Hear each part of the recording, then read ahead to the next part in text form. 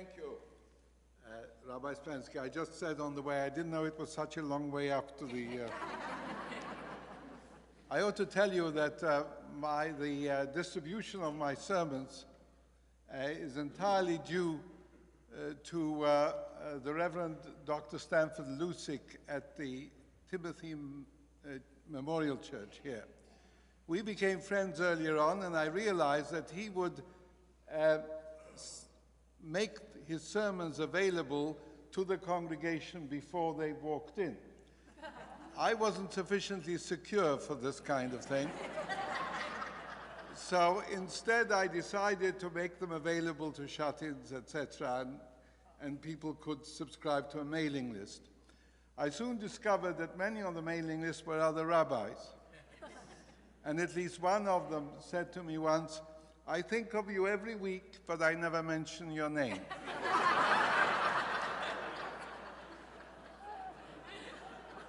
So that's how they must have landed up at HUC.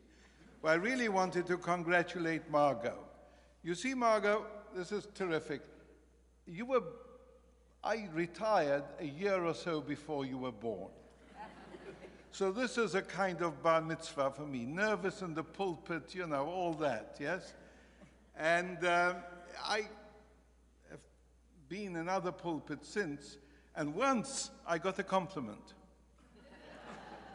It made such an impression on me that I must tell you about it. It was Port Elizabeth, South Africa.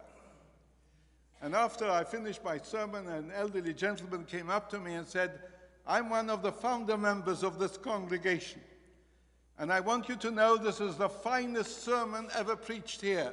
I said, "Thank you very much." He said, "Would you have a copy?" So I said, "No, I don't have a copy. Why do you want a copy?" Stone deaf, didn't hear a word.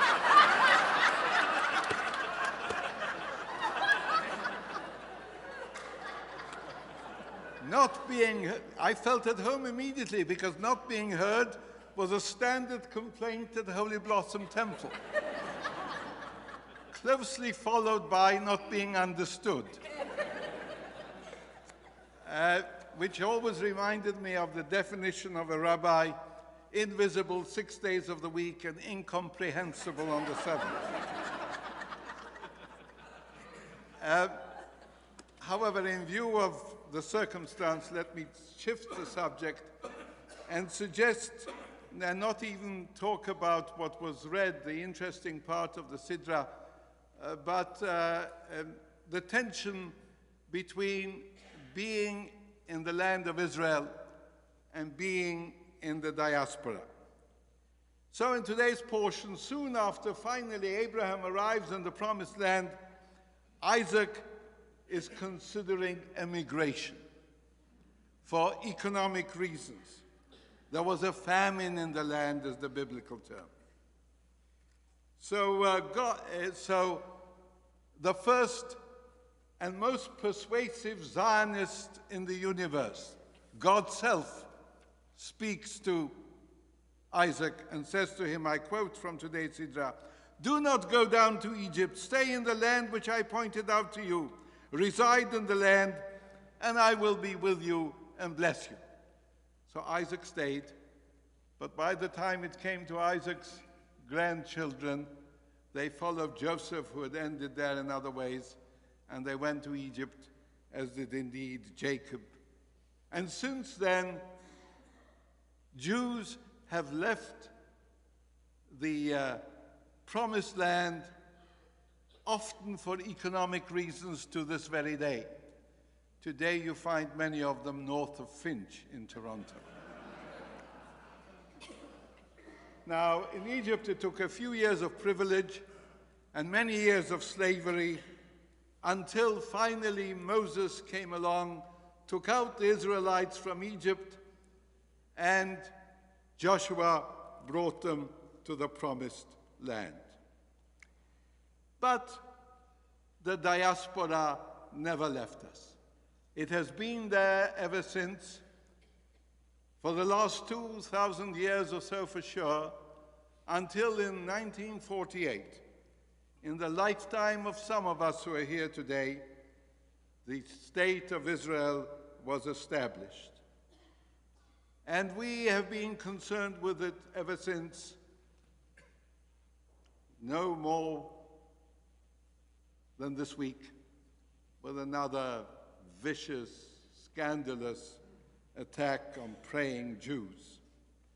But we also know, in the words of David Horowitz, the editor of the Times of Israel, when he said, "Terror won't make Israel go away." So it's with us and it's here. And I'm grateful to Rabbi Splansky, and I don't know whether I should put it to you, for allowing me to invite myself to speak. But I don't make any bombastic claims for going to Israel. It's not parallel of God's command to Isaac. It's not an implication, God beware, that Canada is version of the biblical Egypt. It's not. And it's not suggesting, as some Zionist hotheads do from time to time, especially in response to the revival of anti-Semitism in Europe and elsewhere, that the diaspora is doomed. It's not. Our reasons for going are personal.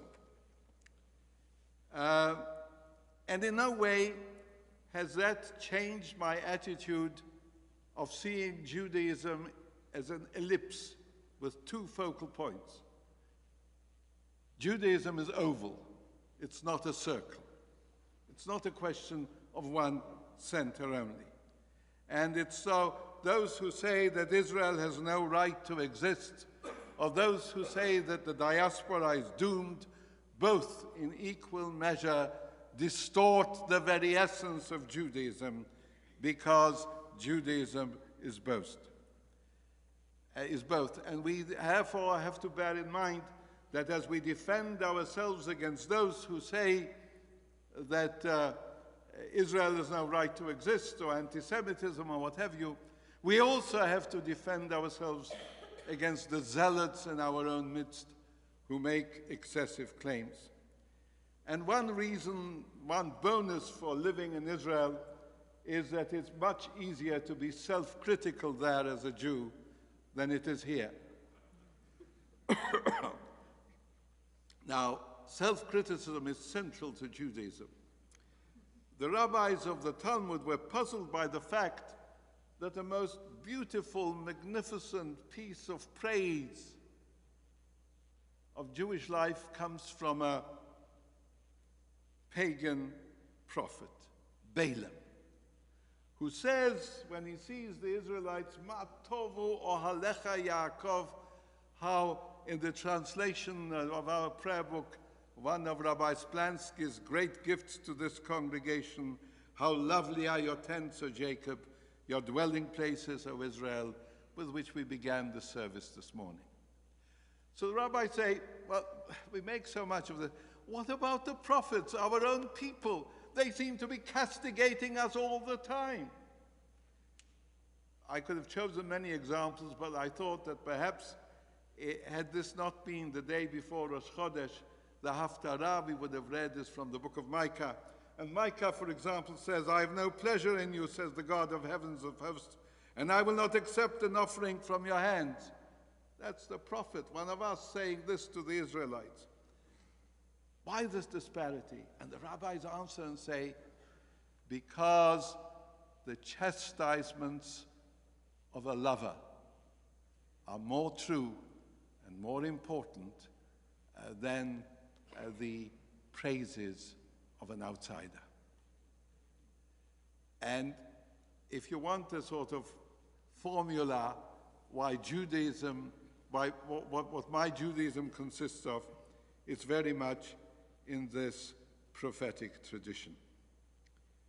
We pay too much attention, I believe, to the empty phrases of Balaam and not enough to the critical, sometimes biting words of our own people. Improbable as we thought, one new prophetic voice that is emerging in Israel today belongs to none other than the President of the State of Israel, Reuven Rivlin. Now, it's improbable because we Reformed Jews have unfinished business with him. Nevertheless, it's true what many of you may have read, David Rimnick's piece in the New York about him, that when he says, if anybody else were to speak in the way in which Rivlin spoke to, he would be considered a self-hating Jew if he was Jewish, and then anti-Semite if he was not. What is it that Rivlin did?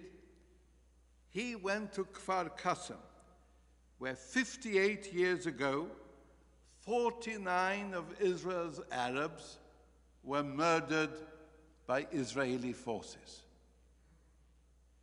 And this has been a blight on Israel's consciousness for a long time. So he goes along there and speaks to his fellow citizens, the Arabs of Israel.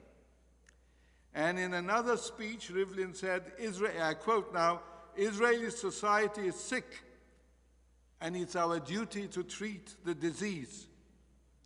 And even after the horrendous events in Haranov this week, he said, along similar lines, that terror won't make Israel go away. But he also spoke to his people and said, remember, don't blame Islam for all this. Now, I'm saying this because our own congregation has a tradition of commitment to Israel that has not suppressed criticism. For example, we had the privilege of hosting many spokesmen of Israel. One of them is Amos Oz, the great Israeli writer. And I'm fond of quoting one of his sayings. He says, I love Israel passionately, even when I can't stand it. And that's a prophetic attitude. That's our commitment is total. And in order to refine that commitment, we are constantly critical of ourselves. Micah and the other prophets would have concurred, as would, I believe, the rabbis of the Talmud. So, if I have a message, it's please stay on course. Don't be intimidated by counterproductive community politics, but continue to speak with the voice of the prophets. We Reformed Jews like to describe ourselves as the heirs of the prophets. Now here's an opportunity to put it into practice. Not because it's expedient, but because it's right. And I have been most grateful to Holy Blossom Temple for allowing me to be a Reformed Jew in the sense of the word. I have tried to fight, as part of the self-criticism, the anti-Orthodox orthodoxy that once prevailed in Reform, where anything that was traditional was by definition wrong. Mercifully, we have cured ourselves of this adolescent folly. We have grown up. And I'm grateful to my predecessors who paved the way and enabled this congregation to be a pace setter in the Reform movement. Needless to say, our work isn't finished. Your work isn't finished. Reform, we were taught once in a publication by the Reform movement, reform is a verb. It's not a noun. It's a continuous process. And so the stress on renewal, which was linked to the President's outgoing and incoming aliyah this morning, is so appropriate. That's the word. We have to renew ourselves. This has been the hallmark of this congregation, if not since 1856, when it was formed, and definitely since the 1920s, when it became part of the Reform movement. It has always strengthened the oval nature of Judaism. It has put Micah before Balaam, prophets before soothsayers. But it's an uphill struggle.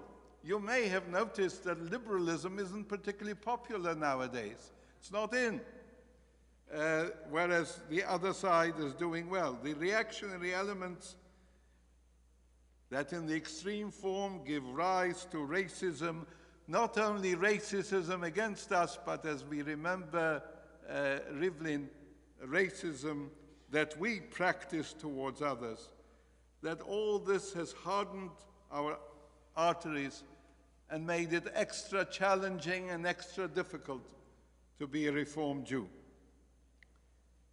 So if I venture to express the hope in another way, would to say, please stay true to your mission.